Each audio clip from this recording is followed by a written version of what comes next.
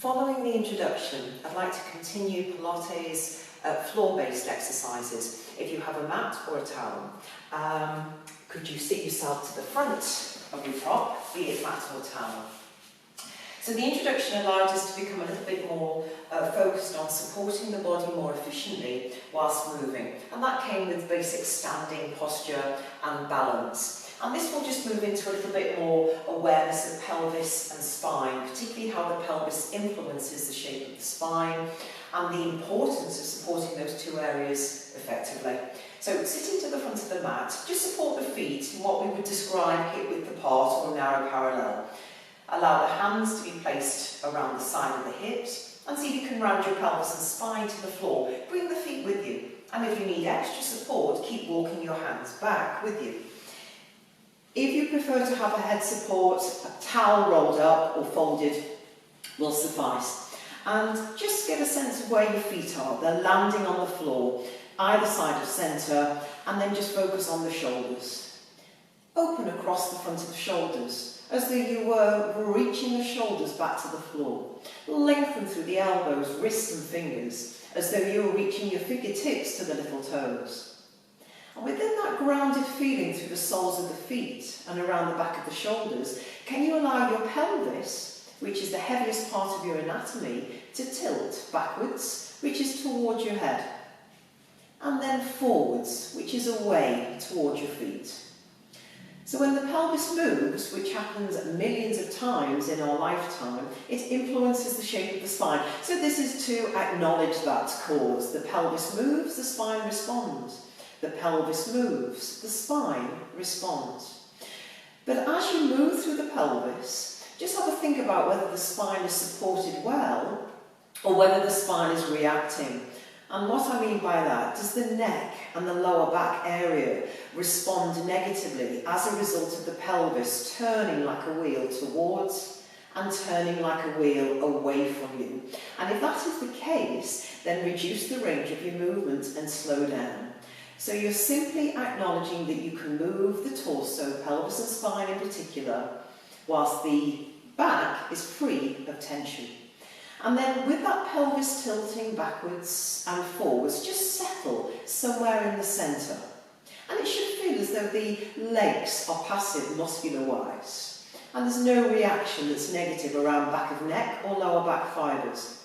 I'm just going to follow on the movement of your pelvis by activating the balance muscles, and that primarily comes from the tops of the legs, particularly around the back of the thigh into the pelvis. So a lot of the strengthening in Pilates comes from what we call the internal deep connectors, commonly known as the core.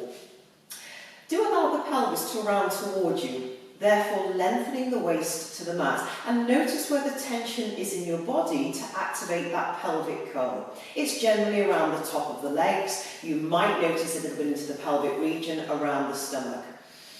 And then see if you can allow your pelvis to rotate forwards to what we would describe centre. Now focus on the feet to assist that movement. Gently press through the soles of your feet, the big toe pads and the heels, and around the pelvis towards you. And just see if you can lift the back of the hips just off the floor, allowing the waist to peel. Open across the front of the shoulders by pressing into the back of them. And then as the spine returns, lengthening the waist forwards and downwards. Keep pressing through the feet with balance. So when you have that balance through the foot, you'll have the connection through the leg muscles into the hips, through to the spine with balance too. It's a low-level movement, but it's very difficult to control it well, and it's very tempting to collapse and rush. So let's have some breath for that extra control. Breathe in through the nose as a preparation, and as you breathe out, let the pelvis round towards you, but pause when you feel the waist lengthening to the floor. And then we get this activity of support, again ranging from the top of the leg into the pelvic region.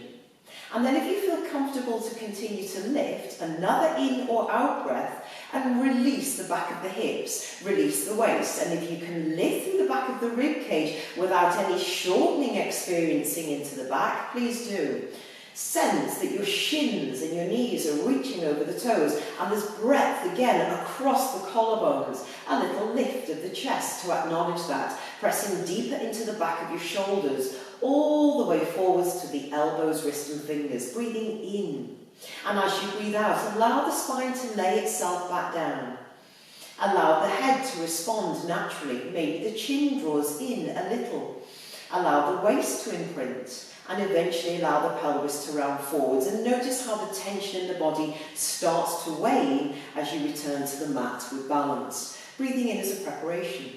And breathing out, allow the pelvis to round towards you. But avoid the thoughts of tucking. Tucking is a real bracing effect. It really pulls in everything. And what we don't want to allow in Pilates is to shorten the gaps between the bones, i.e. the joints. So we don't want to compress or lock. So instead of bracing or squeezing this or squeezing that, just allow the pelvis to naturally roll backwards, lengthening the waist, and then the brain will switch on just enough muscle tone to support the journey of the pelvis.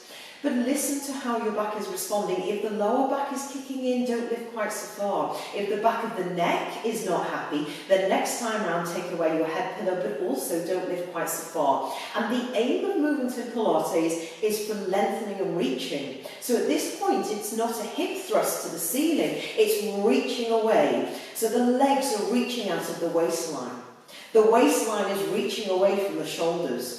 And to counterbalance that, the shoulders are pressing back all the way forwards through to the fingers, breathing in and pause and open across the fronts of the shoulders. And as you breathe out, allow the spine to lay itself down, forwards and downwards. Now, what would happen if you focus on the weight bearing through one foot more than the other in the same movement of the pelvis and the spine? So deepen into the right foot connection down to the floor. You'll feel the build-up of tension into the right hip. Find centre, both feet balanced, deepen into the left foot connection to the floor. Likewise, the left hip responds. Remembering your foot and hip talk to each other, we get that alignment check. Can you find centre, both hips balanced, both feet balanced? So deepen into the right foot, breathing in. And then round the pelvis backwards, and you'll just feel the right side of your waist imprint. And then you'll feel the right side of the spine peel up. So we're right foot dominant. Right leg dominant, right hip dominant, and possibly right shoulder dominant as well. So the foot connection relates, it reverberates all the way up into the shoulder. So in a slight rotation of the spine in the air. Now see if you can return the spine with both feet evenly connected down, and the spine will return through the midline. Now when we walk down the road, that's the general effect. We tend to rotate with the spine. We counter-rotate with the shoulders from the hips. Once you've found the spine holding centre, deepen into the left foot, breathing in. And as you breathe out, let the pelvis slowly roll backwards, in other words, towards you. And you'll feel the left side of your waist imprint, the left rib, before it peels up.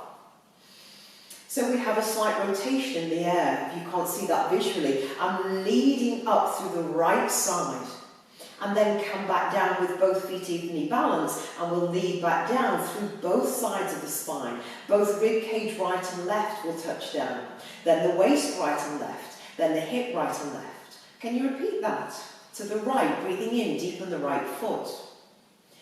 So whilst the left side of the body is leading up to the ceiling, it's the right side that will be peeling away from the mat. And then just allow the pelvis and spine to find centre in the air as both feet rebalance to come down through centre, opening across the front of the shoulders, laying the spine forwards and down. Last time, left foot. Press into the left foot, and automatically the weight shifts into that left hip, the left side of the spine, even the left shoulder, and then round the pelvis towards you, which is backwards. Lengthening the back of the waist, the left side of the waist this time. The left rib cage will feel more grounded before you peel that left side up. And then find centre in the air. So just lift through the back of the left hip to find centre. Now see if you can hold that position. This time do keep the feet balanced, keep the knees reaching away. And continue to lift the left hip towards the ceiling. So there we have that rotation. Now to rebalance, it would be unwise to drop the left hip down. Lift up instead from the back of the right. So we have both hips lifted in the air, shoulders balanced, either side of your spine. Breathe in, lift the right hip towards the ceiling. But again in Pilates we're looking for length. So keep reaching away through your knees. Keep reaching away through your shin bones likewise. Come back to centre, breathing out, both hips balanced by drawing up from behind the left. One more left hip leading to the ceiling, breathing in, turning through the waist. Keep reaching and lengthening forwards with the tailbone. To find centre, lift up from behind the right hip. So you're gaining that support from the back of the thigh into the pelvis. Last time, breathing in, raising the right hip, rotating the spine in the air, but keep your shoulders balanced. And as you breathe out, reach up from behind the left hip. Now it would be very easy to collapse at this point. So again, lay the spine down, breathing out, reaching it forwards and downwards, and opening across the front of the shoulders. Draw the knees into the chest. And that's what we call a spine curl. Rounding yourself forwards,